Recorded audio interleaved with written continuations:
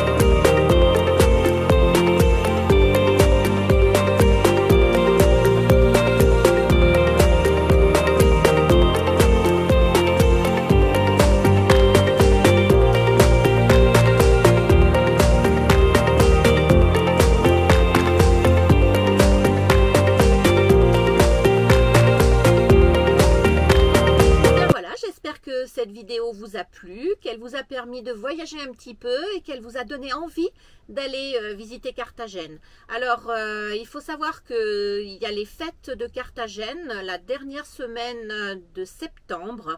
Donc, c'est aux environs du 20, entre le 20 et le 25. Ça dure 8 jours, 8 ou 9 jours. Ouais, 8-9 jours. Mais bon, à voir, vous pouvez aller vous renseigner pour l'année prochaine pour avoir les dates.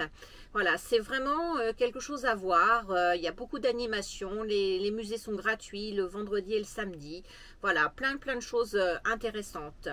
Et puis, je vous dis à bientôt. N'oubliez pas le petit pouce qui fait plaisir, le commentaire, et puis de vous abonner. Hein, ça fait toujours plaisir aussi de voir grandir son nombre d'abonnés. Ça veut dire qu'on est utile. Voilà, à bientôt. Ciao, à bientôt.